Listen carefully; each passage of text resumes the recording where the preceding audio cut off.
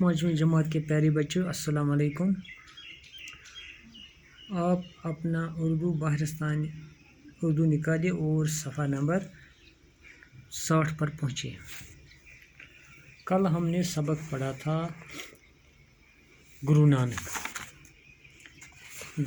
देव जी। आज उसके हम सवालात करने जा रहे हैं। देखो बच्चों, पहला सवाल है, हमारे मुल्क हिंदुस्तान की कई ख़ास बातों में एक ख़ास बात क्या है? हमारे मुल्क हिंदुस्तान की कई ख़ास बातों में एक ख़ास बात क्या है? देखो, इसका जवाब है पहली सफ़ा पर। देखो, यहाँ लिखा हुआ है, हमारे मुल्क हिंदुस्तान की कई ख़ास बातें हैं। एक ख़ास बात यह भी है कि यहाँ बहुत से मज़हबों के मानने वाले आबाद हैं। आए समझ आपको? हमारे मुल्क हिंदुस्तान की कई ख़ास बातें हैं। एक ख़ास बात यह भी है कि यहाँ बहुत से मज़हबों के मानने वाले आबाद हैं। शाबाश। दूसरा सवाल है, गुरु नानक की पैदाइश कब और कहाँ हुई? चलिए सफ़ा नंबर 58 पर देखिए, ये लिखा हुआ है, गुरु नानक की पैदाइश आज से लगभग 600 साल पहले तलवंडी गाँव में हुई थी। आजकल इस गाँव को ननकाना साहिब कहते हैं। आया समझ आपको? गुरु नानक की पैदाइश आज से लगभग 600 साल पहले तलवंडी गाँव में हुई थी।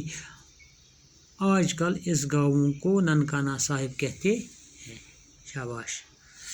इसके बाद है तीसरा सवाल, उनका नाम गुरु नानक देव जी का, उनका नाम नानक कैसे पड़ा? उनका नाम नानक कैसे पड़ा? देखो बच्चों, इसका जवाब है, गुरु नानक की बड़ी बहन की पैदाइश, है ना? शाबाश। यहाँ है दूसरे पैराग्राफ में दूसरी लाइन पर, गुरु नानक की बड़ी बहन की पैदाइश अपने नाना के घर में हुई थी, इसलिए उन्हें नानकी यानी नाना की कहते थे। क्या कहते थे उसको? नानकी यानी नाना की। बड़ी बहन के नाम पर उनको भी नानक यानी नाना का कहने लगे। बड़ी बहन के नाम पर उनको भी नानक यानी नाना का कहने लगे और आइंदा वो इसी नाम से पहचाने गए। किस नाम से? नानक नाम से।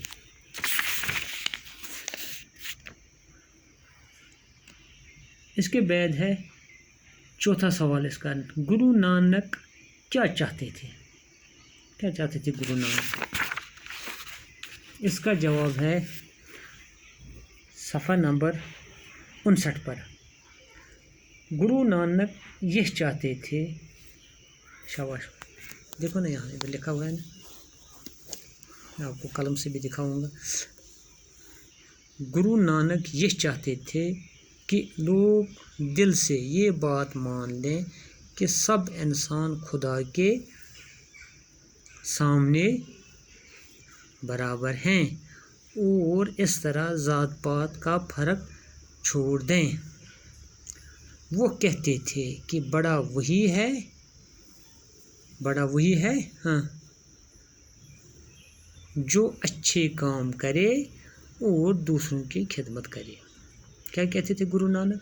गुरु नानक ये चाहते थे कि लोग दिल से ये बात मान लें कि सब इंसान खुदा के सामने बराबर हैं, खुदा के सामने बराबर हैं और इस तरह ज़ात पात का फ़र्क छोड़ दें। वो कहते थे कि बड़ा वही है जो अच्छे काम करे और दूसरों की खिदमत करे।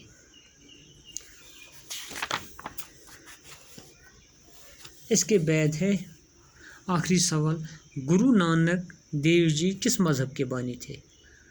شاباش بچوں، گرو نانک دیو جی سکھ مذہب کے بانی تھے۔ اس کا جواب ہے گرو نانک دیو جی سکھ مذہب کے بانی ہیں۔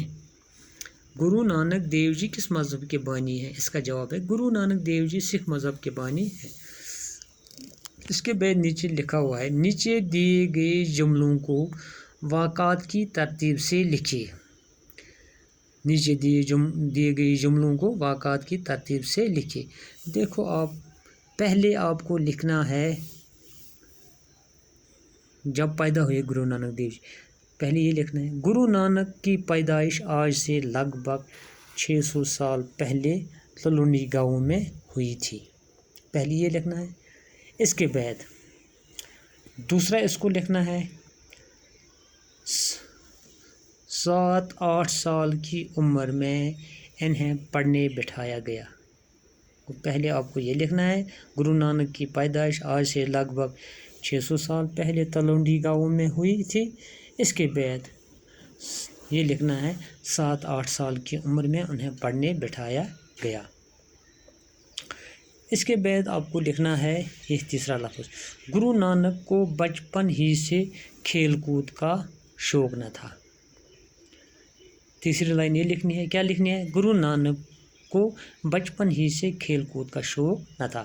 اس کے بعد آپ کو چوتھی لائن لکھنی ہے، کالو چند کو یہ دیکھ کر رنج ہوتا اور غصہ بھی آتا کہ نانک کی طبیعت دنیا کے کاموں میں نہیں لگتی۔